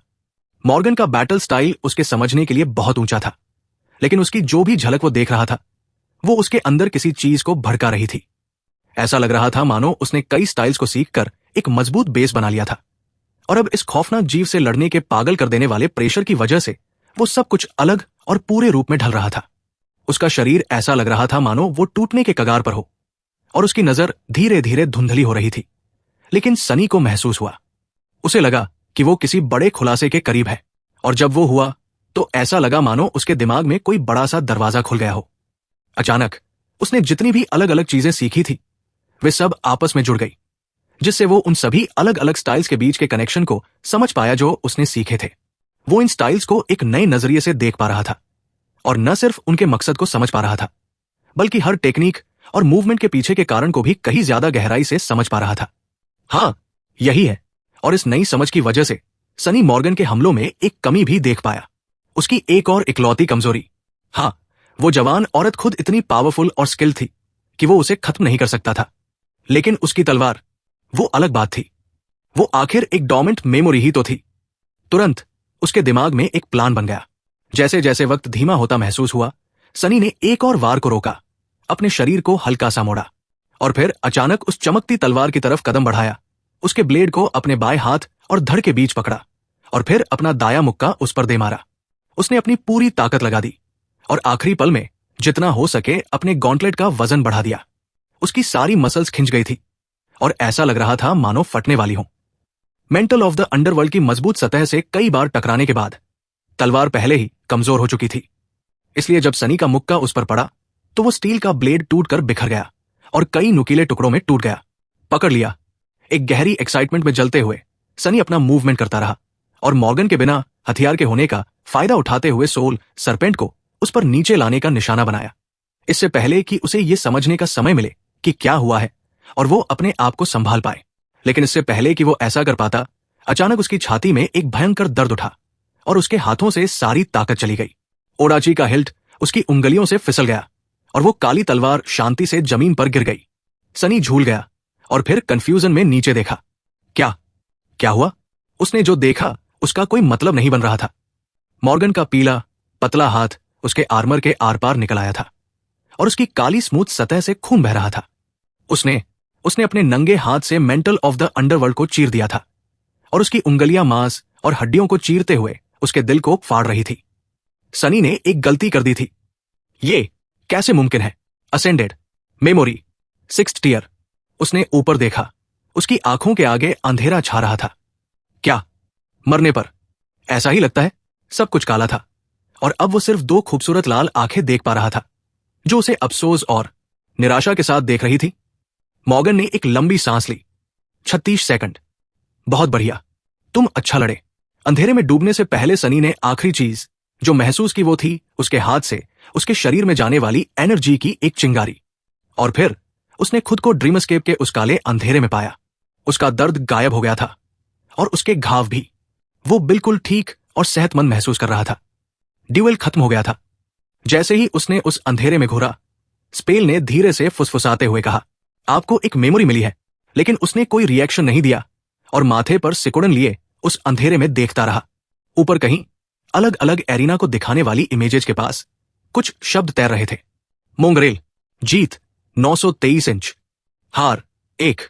चैप्टर 548। सनी ने उस इल्यूजन को बंद कर दिया। वो अंडरग्राउंड डोजो बिल्कुल शांत था और अंधेरे में डूबा हुआ था, लगभग उसकी आत्मा के उस अंधेरे फैलाव की तरह। ड्रीम्स के पॉड से बाहर रेंगते हुए उसने उसकी तरफ देखा और फिर हॉल के बीच में चला गया। वहां वो फर्श की ठंडी सेरामिक टाइल्स पर बैठ गया, अपने पैर मोड़े और अपनी आंखें बंद कर ली। वापस एक अजीब सेंट की मर्जी से बनी उस इल्यूजन वाली दुनिया में टूर्नामेंट खत्म होने वाला था। वहां तमाशे, जश्न और जीतने वालों को इनाम दिए जा रहे थे, लेकिन उसे कोई परवाह नहीं थी। उसे मोंगरेल की कहानी की भी कोई परवाह नहीं थी। सनी को कोई शक नहीं था कि उसका फाइनल इनाम को मना करना और वो पागलपन भरा चैलेंज काफी चर्चा में रहा होगा। क्या लोग मोंगरेल के पक्के इरादे और एम्बिशन की तारीफ कर रहे थे या फिर उसकी हार का मजाक उड़ा रहे थे और उसे बेवकूफ कह रहे थे? खैर, जो भी हो, नेटवर्क अभी जरूर उबल रहा होगा। सनी को चेक करने की भी फुर्सत नहीं थी। उसे इससे भी जरूरी काम थे। एक तो वो फाइनल इनाम था जो उसे हारने के बावजूद मॉर्गन ऑफ वैलर से मिला था, और साथ ही पहले के इनाम भी जिन्हें उसे अच्छे से देखने का टाइम नहीं मिला था, और एक शैरो डांस भी था। अभी उसे इसी पर ध्यान देना था। आंखें बंद किए उस अंधेरे में बैठे हुए सनी ने उस बड़े खुलासे के बारे में सोचा जो उसे उस खौफनाक मास्टर के साथ हुई लड़ाई के दौरान मिला था, और वो धीरे धीरे उसे समझने लगा। अब उसके पास चाबी थी, बस उसे अपनाना बाकी था। उसे एक हल्के से एहसास से अपने दिमाग, शरीर और आत्मा का एक अटूट हिस्सा बनाना था। इसमें थोड़ा टाइम लगने वाला था। मॉर्गन की लड़ाई के इरादे की झलकियों ने उसे उन अलग अलग बैटल स्टाइल्स के कलेक्शन में एक तालमेल ढूंढने में मदद की जो उसने जमा किए थे। बैटल टेक्निक्स के मेन और सबसे जरूरी उसूलों को लेकर उसकी समझ बहुत बढ़ गई थी, जिससे वो उन्हें कहीं ज्यादा गहराई से समझ पा रहा था। यह ज्ञान सनी को अलग अलग स्टाइल्स को बहुत तेजी से समझने में मदद करने वाला था, और साथ ही ज्यादा कॉम्प्लेक्स और शानदार बैटल आर्ट्स को आसानी से कॉपी करने में भी। इस लेवल पर उसे दुश्मनों के हिलने, सांस लेने और हमला करने के तरीके से एसेंस कंट्रोल के पैटर्न्स को पहचानना आना चाहिए था। नई समझ इसमें भी मदद करने वाली थी। उसे बस इस सब को अपनाना था। वक्त धीरे धीरे बीतता गया। सनी ने ध्यान लगाना जारी रखा और अपनी मंजिल की तरफ धीरे धीरे बढ़ता रहा। कुछ देर बाद उसके ख्याल भटकने लगे। ड्रीम टूर्नामेंट ने सनी को उसकी उम्मीद से कहीं ज्यादा दिया था। हां, वहां पावरफुल मेमोरीज थी और उसकी शैरो डांस की समझ में एक ब्रेक थ्रू था। लेकिन कुछ और भी था।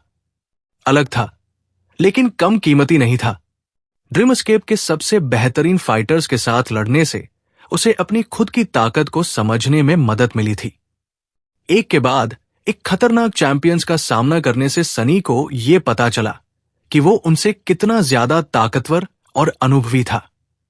सनी हमेशा खुद को नेफिस से कंपेयर करता था और हर बार खुद को पीछे पाता था। वो एक जिद्दी इरादे के साथ उसके पीछे भागता था, लेकिन कभी उसे पकड़ नहीं पाता था। मोंगरेल भले ही सिर्फ एक बार हारा हो, लेकिन सनी अनगिनत बार हार चुका था। वो लगातार मिलने वाली हार की परछाई में रहता था, लेकिन यह सिर्फ इसलिए था क्योंकि वो बिना रुके चेंजिंग स्टार के पीछे भाग रहा था कि उसने बिना ध्यान दिए ही बाकी सबको पीछे छोड़ दिया था। अब जब उसके पास पीछे मुड़कर देखने का मौका था, तो सनी ने आखिरकार देख लिया कि उसके और बाकी सभी अवेकन के बीच का फासला कितना बड़ा हो गया था। वो फासला इतना बड़ा था कि वो अपनी एक चौथाई ताकत का इस्तेमाल किए बिना ही उनमें से सबसे बेहतरीन को हरा पा रहा था। वापस फॉरगॉटन शोर में सनी ने एक सिंपल सा सच सीखा था। अगर कोई खुद को बेहतर बनाना चाहता है, तो उसे उनसे लड़ना होगा जो उनसे ज्यादा ताकतवर है। अपने से बेहतर दुश्मन के खिलाफ लड़ने से ज्यादा फायदेमंद और कुछ नहीं था। यही वजह थी, और इसी तरह उसने एक ही साल में खुद को एक जानलेवा कातिल में बदल लिया था। और हालांकि सनी ने पहले इसे नहीं समझा था, लेकिन नेफिस को एक टारगेट के तौर पर इस्तेमाल करने से भी वही नतीजा निकला था। भले ही उसे पीछे छोड़ने का गोल अक्सर बहुत दूर और नामुमकिन लगता था, लेकिन हर मुश्किल के खिलाफ ऐसा करने की कोशिश करके वो बहुत आगे आ गया था। बहुत बहुत आगे। अब वो इसे साफ देख पा रहा था, लेकिन वो ये भी देख पा रहा था कि उसे अभी कितना आगे जाना है। जिस तरह ड्रीम टूर्नामेंट के चैलेंजर से लड़ने पर उसे अपनी ताकत का पता चला था, उसी तरह मॉर्गन से लड़ने पर उसे अपनी कमजोरी का पता चला था। हां, सनी अपनी उम्र के एक अवेकन के हिसाब से बहुत ज्यादा ताकतवर था, लेकिन बाहर और भी कई बड़े महारथी थे जो उससे कम खौफनाक नहीं थे। वे उससे बड़े थे, ज्यादा ताकतवर थे, और उनके पास सालों का लड़ाई का एक्सपीरियंस और बहुत सारे रिसोर्सेज थे जो उसके पास नहीं थे। उनके सामने सनी एक चींटी जैसा था। उसके चेहरे पर एक हल्की सी स्माइल आ गई, या शायद एक कॉकरोच जैसा। मॉर्गन ग्रेट क्लैन वैलर की एक मास्टर थी, और ऐसे में वो एक सेंट के लेवल से नीचे वालों में सबसे टॉपर थी। वो सॉवरेन्स में से एक की फैमिली से थी, इसलिए वो उसे एक बेंचमार्क की तरह इस्तेमाल कर सकता था, ताकि उसे पता रहे कि बुरे से बुरा क्या हो सकता है। कोशिश करने के लिए एक और टारगेट, खुद को मजबूत बनाने के लिए एक और शानदार दुश्मन। भविष्य में किसी दिन उन्हें फिर से एक दूसरे के खिलाफ तलवारें उठानी पड़ सकती है, और जब ऐसा होगा तो उसे पता था कि उसकी लाल आंखें फिर से निराशा से नहीं भरेंगी, बल्कि वे डर से भरी होंगी। ये सारे ख्याल उसके दिमाग के कोनों में आराम से घूम रहे थे, जबकि उसका ज्यादातर दिमाग शैडो डांस के दूसरे स्टेप की चाबी को अपनाने में लगा हुआ था। और जैसे ही वो आखिरी ख्याल गायब हुआ, उसने आखिरकार महसूस किया कि प्रोसेस पूरी हो गई है। एक पल बाद उस अंडरग्राउंड डोजो का सन्नाटा अचानक स्पेल की आवाज से टूट गया। सनी चौंक गया, उसे रियल दुनिया में, और वो भी अपने घर के अंदर इसे सुनने की आदत नहीं थी। स्पेल ने कहा, आपकी एस्पेक्ट लिगेसी मास्टरी का लेवल बढ़ गया है। आपको एक लिगेसी रेलिक क्लेम करने का अधिकार मिल गया है। आपकी शैरो इवॉल्व हो गई है। चैप्टर 549। सनी ने कुछ पलों तक इंतजार किया और फिर रून्स को बुलाते हुए जल्दी से खड़ा हो गया। यही तो था, वो पल जिसका वो इंतजार कर रहा था। इतने लंबे समय के बाद सारा पसीना और खून, उसकी मेहनत आखिरकार रंग लाई थी। उसने एक सच्चा बैटल मास्टर बनने की तरफ एक और कदम बढ़ा दिया था। इसके लिए बस इतना ही चाहिए था। सनी ने एक सेकंड के लिए सोचा, फिर पहले मेंटल ऑफ द अंडरवर्ल्ड के बारे में बताने वाले रून्स की तरफ देखा। Prince of the underworld enchantment के डिस्क्रिप्शन के नीचे एक रूनिक काउंटर चमक रहा था। हराए गए दुश्मन 2332 बटा 6000। इसके लिए बस अपने हाथों से 1200 दुश्मनों को मारना और एक मास्टर के हाथों एक बार मरना था। उनमें से लगभग 900 ड्रीम एस्केप में मारे गए थे, एक रियल दुनिया में, और बाकी चैंड आइल्स के जंगली इलाकों में। अफसोस की बात है कि सैंड द्वारा मारे गए जीवों को उस अजीब इंचेंटमेंट की जरूरत में नहीं गिना जाता था, वरना ये नंबर और भी ज्यादा होता। फिर भी ये एक अच्छी प्रोग्रेस थी। मुड़ते हुए सनी ने वो रून्स ढूंढे जो वो सबसे ज्यादा देखना चाहता था। Shadows, marble saint, soul serpent. उसने दूसरे वाले पर ध्यान लगाया और पढ़ा। Shadow, soul serpent, shadow rank, awakened. उसके चेहरे पर एक बड़ी सी स्माइल आ गई। सनी ने अपनी आंखें बंद की और अपनी आत्मा को सुना, फिर उस सांप की कॉइल्स में से शैडो एसेंस को दौड़ाया।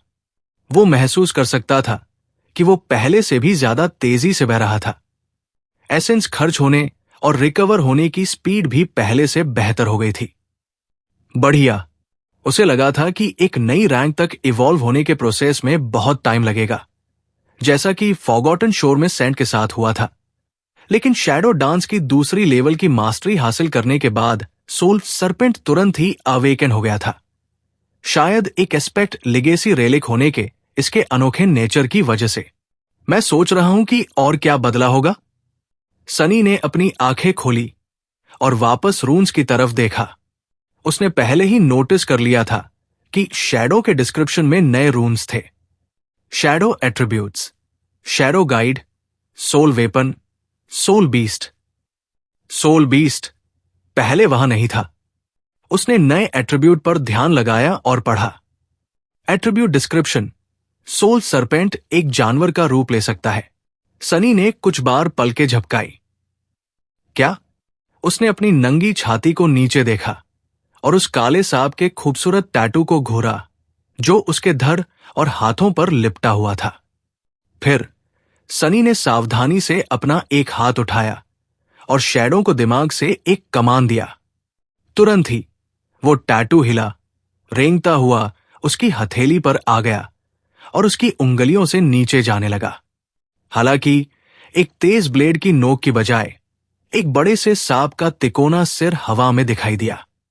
बहते हुए अंधेरे में लिपटा हुआ वो सांप आगे बढ़ा, सनी की स्किन छोड़कर और हकीकत में रूप लेकर सामने आ गया। उसके जेट ब्लैक स्केल्स फर्श की आर्मर वाली प्लेट्स को छूते ही धीरे से सरसराए और जल्द ही हैरान खड़ा सनी एक बहुत बड़े सांप को देख रहा था जो कम से कम 6 मीटर लंबा था, जिसका शरीर एक बड़े आदमी के हाथ जितना चौड़ा था और ग्रेनाइट को पीसकर धूल में बदलने के लिए काफी मजबूत था। उस डरावने जीव ने अपने लंबे शरीर को मोड़ा और हवा में फैल गया। उसका सिर धीरे धीरे ऊपर उठा और जल्द ही सनी की हाइट जितना ऊंचा हो गया। एक कटी हुई जीभ एक पल के लिए चमकी और फिर उस सांप ने सीधे उसकी आंखों में देखा। फिर उसने अपना मुंह खोला और फुफकारा और लंबे डरावने काले दांत दिखाए। सनी ने थूक गटका। सांप की आंखें उसके भारी शरीर जितनी ही काली थी और एक डरावनी चमक के साथ चमक रही थी। वे परछाइयों के समंदर के बिना रोशनी वाले फैलाव जितनी गहरी लग रही थी और अजीब अनजान समझदारी से भरी थी। किस्मत से उनमें कोई गुस्सा या बुरी नीयत नहीं थी, बल्कि उनमें बस एक पहचान थी। वो शैडो सरपेंट अपने मास्टर का स्वागत कर रहा था। सनी ने धीरे से अपनी नजरें हटाई और उस काले जीव के शरीर को देखा। फिर उसने उस खौफनाक परछाई को आगे भेजा और वो तेजी से सांप के चारों ओर लिपट गई। तुरंत ही वो बहते हुए पैटर्न्स, जो बिना चमक वाले काले स्केल से भी ज्यादा गहरे थे, सामने आ गए। और वो शैडो बीस्ट जो प्रेशर डाल रहा था, वो तुरंत बहुत बहुत ज्यादा डरावना हो गया। उसका शरीर भूतों जैसा हो गया था, जो आर पार न दिखने वाले हिलते हुए अंधेरे के रेशों में लिपटा हुआ था। सनी एक पल के लिए हिचकिचाया और फिर मुस्कुरा दिया। तुम कितने काम के हो? बहुत खुश होकर उसने उस बड़े से सांप को देखा और फिर चेहरे पर खुशी भरे एक्सप्रेशन के साथ उसके सिर को थपथपाया। अब पल के झपकाने की बारी उस ताकतवर जानवर की थी। अगर उसकी कोई पलकें होती तो क्या सनी को कोई भ्रम हो रहा था, या फिर वो काला सांप इस तरह के बर्ताव से थोड़ा हैरान लग रहा था? कंधे उचकाते हुए उसने वापस रून्स की तरफ देखा और अपनी नजरें नीचे की। उसके लिए बस एक आखिरी सरप्राइज खोजना बाकी था। बिल्कुल नीचे कुछ नए रून्स दिखाई दिए। Shadow abilities, serpentine steel, soul river. Soul river ability description: soul weapon या सोल बीस्ट के रूप में शैडो सरपेंट द्वारा मारे गए लोगों के सोल एसेंस का एक हिस्सा सोख लिया जाता है और इसके मास्टर को ट्रांसफर कर दिया जाता है। सनी की स्माइल और बड़ी हो गई। बहुत बढ़िया। इससे इस बात में मदद मिलेगी कि जब सरपेंट मेरे शरीर पर नहीं होगा, तब मैं एसेंस रिकवर करने के लिए उसका इस्तेमाल नहीं कर सकता। असल में जब तक ये किसी चीज को मारता रहेगा, मेरा एसेंस कभी खत्म नहीं होगा। उसने चमकती आंखों से उस शैडो को देखा। तुम और मैं मिलकर बहुत बड़े काम करने वाले हैं दोस्त। तुम्हें खाने के लिए बहुत सारी टेस्टी आत्माएं मिलेंगी, चिंता मत करो। ये कहते हुए सनी ने अपनी हथेली खोली और सरपेंट को वापस अपनी स्किन पर रेंगने का कमांड दिया। कुछ ही सेकंड बाद वो शैडो वापस टैटू में बदल गया था और उसके शरीर के चारों ओर लिपट गया था। ऐसा लग रहा था मानो उस अंडरग्राउंड डोजो में कोई खौफनाक जीव कभी था ही नहीं। अब उस रेलिक को देखते हैं। सनी ने रून्स को देखा और सही क्लस्टर ढूंढ निकाला। Aspect legacy, shadow dance. Shadow dance mastery level 2/7। पहला रेलिक क्लेम कर लिया गया है। दूसरा रेलिक क्लेम करें। तीसरा रेलिक अभी नहीं मिला। दूसरे रेलिक पर ध्यान लगाते हुए सनी ने कॉन्फिडेंस के साथ कहा, क्लेम करो। 1 सेकंड के लिए कुछ नहीं हुआ। सनी ने एक्साइटमेंट के साथ इंतजार किया। यह क्या हो सकता है? एक और शैरो? एक हथियार? एक आर्मर? शायद कोई चार्म या टूल, या कोई ऐसी चीज जिसकी उम्मीद न हो। शायद कोई नया एट्रीब्यूट। और फिर उसकी पुकार का जवाब देते हुए स्पेल अंधेरे से बोला, आपने एक एस्पेक्ट लेगेसी रेलिक क्लेम किया है। आपको एक मेमोरी मिली है। सनी ने जल्दी से अपनी मेमोरीज के बारे में बताने वाले रून्स को देखा और एक नई मेमोरी ढूंढने लगा। एक पल बाद जब उसने उसे देखा तो उसके दिल की धड़कन रुक गई और वो एक पल के लिए सांस लेना ही भूल गया। वहां उस अंडरग्राउंड डोजो के अंधेरे में कुछ जाने पहचाने रून्स एक अजीब सी रोशनी के साथ चमक रहे थे। उन पर लिखा था, memory, drop of ichor, chapter 550। Sunny ने अपनी सांस रोके रखी और रून्स को ध्यान से घूरता रहा। वो जानता था कि वो मेमोरी क्या है। डिवाइन ब्लड की एक और बूंद। और ये जानकर कि शैडो स्लेव एस्पेक्ट कहां से आया था और ये किस देवता से जुड़ा था, ये अंदाजा लगाना मुश्किल नहीं था कि ये किसका खून था। Shadow God. ये मेमोरी शैडो गॉड के खून की एक बूंद की थी और उस बूंद में उनका वंश था। ये नहीं हो सकता, लेकिन ऐसा ही था। सनी को अभी अभी एक दूसरी लिगेज मेमोरी मिली थी, और तो और वो लिगेज एक पूरी लिगेज थी, बिल्कुल उस द फायर की तरह जो नेफ को सन गॉड से विरासत में मिली थी, न कि किसी मना की गई ब्लडलाइन का कोई हिस्सा जो उसे किस्मत के दानव वीवर से विरासत में मिला था। सनी ने कुछ देर तक रून्स को देखा, फिर धीरे से मुड़ गया। वो अभी ड्रॉप ऑफ इकोर को बुलाने के लिए तैयार नहीं था, किसी लिगेज मेमोरी को अपनाने से होने वाले दर्द की वजह से नहीं। क्या पता इस बार कोई दर्द न हो। आखिरकार ये वाला मना नहीं किया गया था, उसे बस दिमागी तौर पर खुद को तैयार करना था। सनी थोड़ी देर इधर उधर टहला, फिर बैठ गया और कुछ देर तक ध्यान लगाया। फिर उसने अपना ध्यान भटकाने के लिए टूर्नामेंट में मिली मेमोरीज को स्टडी करने का फैसला किया। वो पहले ही मेमोरी ऑफ आइस को डिटेल में स्टडी कर चुका था, इसलिए 3 और बची थी। वो तीर, वो ढाल और वो फाइनल इनाम जो उसे मॉर्गन से मिला था। ग्रेट क्लैन वैलर की भट्टी में बनी वो मेमोरी, असल में उसी के लिए उसने ड्रीम टूर्नामेंट में हिस्सा लिया था। सनी एक पल के लिए हिचकिचाया, फिर अपनी मेमोरीज की लिस्ट को देखा। Memories: silver bell, puppeteer shroud, midnight shard, ordinary rock, prowling thorn, endless spring, blood blossom, dark wing, moonlight shard, mantle of the underworld, weaver's mask, broken oath, black horn bow, full quiver, autumn leaf, cruel sight, covetous coffer, undying chain, heavenly burden, memory of fire, memory of ice, strike of thunder, patient avenger, Morgan's warbow, drop of ichor. तो ये एक बो है, लेकिन ये कैसा नाम है? खैर, इसका मतलब समझ आ रहा था। अगर ये सच में किसी खास यूजर के लिए बनाई गई कोई कस्टम मेमोरी थी, तो इसका नाम उस पर क्यों नहीं जंचेगा? सनी ने पहले तीर पर ध्यान लगाया। Memory: strike of thunder, memory rank ascended, memory tier 2, memory type हथियार, मेमोरी डिस्क्रिप्शन: एक बहुत पावरफुल आत्मा कभी 1000 सालों तक शीशे की बोतल में कैद थी। ये बिजली उसके गुस्से का ही रूप है। Memory enchantments: cage lightning, enchantment description: ये तीर बिजली की तेजी से वार करता है और अपना खतरनाक डैमेज आसपास के कई जीवों तक पहुंचाता है। वो बड़बड़ाया, तो एक बोतल में बिजली है। हालांकि तीर का इकलौता इंचेंटमेंट एक एक्टिव इंचेंटमेंट था और इसे एक्सेस करने के लिए बहुत सारे एसेंस की जरूरत थी, जिसका मतलब था कि इसका बार बार इस्तेमाल नहीं किया जा सकता था, लेकिन इसका असर बहुत अच्छा था। यह दुश्मनों के ग्रुप्स को डैमेज देने के काबिल था, जो कई सिचुएशंस में काम आ सकता था। संतुष्ट होकर उसने अपनी नजर ढाल की तरफ घुमाई।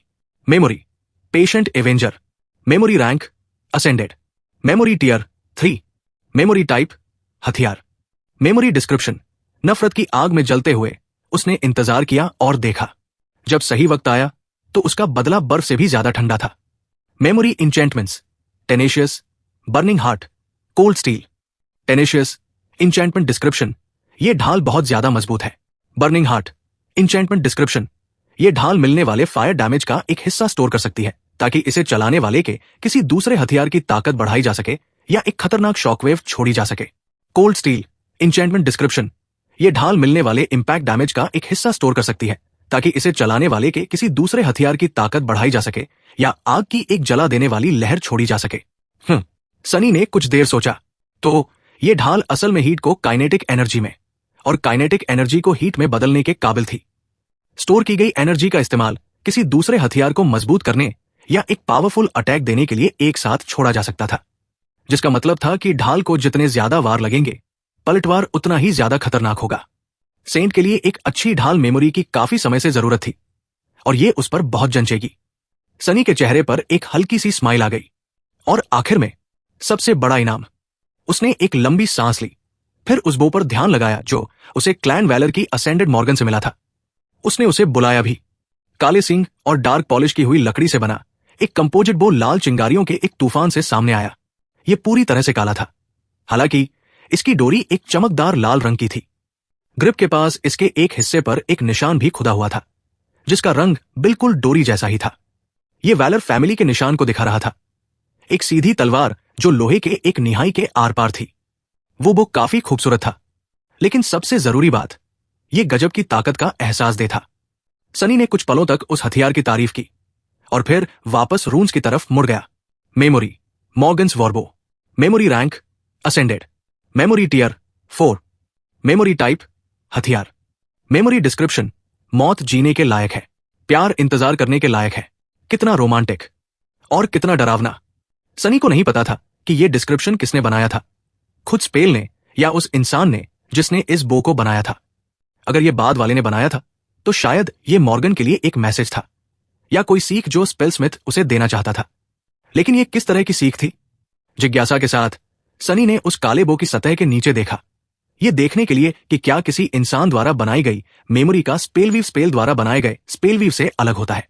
हालांकि यह लगभग एक जैसा ही लग रहा था, बहुत बड़ा, समझने में नामुमकिन हद तक मुश्किल और अजीब तरह से खूबसूरत। खैर जो भी हो, वो ये देखकर बहुत एक्साइटेड था कि यह मेमोरी चौथे टियर की थी। सच में यह बहुत पावरफुल थी, क्रूएल साइट से कम पावरफुल नहीं थी। खुश होकर वो आगे के रून्स पढ़ने लगा। Memory enchantments, soul arrows, unbending, burden of peace, death dealer. 4 enchantments, पहले 2 पैसिव है, बाकी 2 एक्टिव है। बुरा नहीं है, उसने पहले इंचेंटमेंट पर ध्यान लगाया। सोल एरोज इंचेंटमेंट डिस्क्रिप्शन, ये वो इसे चलाने वाले की आत्मा से जुड़ जाता है और ऐसे तीर बनाने के काबिल है जो इसकी ताकत को शेयर करते हैं। अनबेंडिंग इंचेंटमेंट डिस्क्रिप्शन, इस मजबूत बो को मोड़ने के लिए किसी दानव जितनी ताकत की जरूरत होती है। इस वजह से इससे छोड़े गए तीर वहां तक जाते हैं जहां तक आंखें देख सकती हैं और डरावनी ताकत से वार करते हैं और आर्मर और मांस दोनों के आर पार हो जाते हैं। सच कहूं तो पैसिव इंचेंटमेंट्स बुरे नहीं थे। सनी को पक्का नहीं पता था कि उसकी आत्मा की ताकत को शेयर करने वाले तीर क्या कर सकते हैं, लेकिन यह बात ही एक बहुत बड़ा वरदान थी कि वो खुद अनगिनत तीर बना सकता था। इसने असल में फुल क्विवर, जो कि उसकी पिछली एरोटाइप मेमोरी थी, को इसके सामने फीका और पूरी तरह से बेकार कर दिया था। हर एक सोल एरो वॉर्बों के टियर और रैंक को भी शेयर करेगा जिससे वो बने हैं, जो कि बस कमाल की बात थी। इसे टेस्ट करने के लिए सनी ने डोरी पकड़ी और वॉर्बों को खींचने की कोशिश की। अपनी पूरी ताकत लगाने के बावजूद सनी खुद को 2 परछाइयों से बढ़ाने के बाद ही ऐसा कर पाया। जैसे ही डोरी हिली, ठोस परछाइयों से बना हुआ लगने वाला एक काला तीर अचानक उस पर आ गया। सनी ने डोरी छोड़ी और अगले ही पल सामने वाली दीवार पर लगी आर्मर प्लेट्स में से एक फट गई। शिट! उसने टूटी हुई प्लेट को उदासी से घुरा, फिर एक लंबी सांस ली और वापस रून्स की तरफ देखा।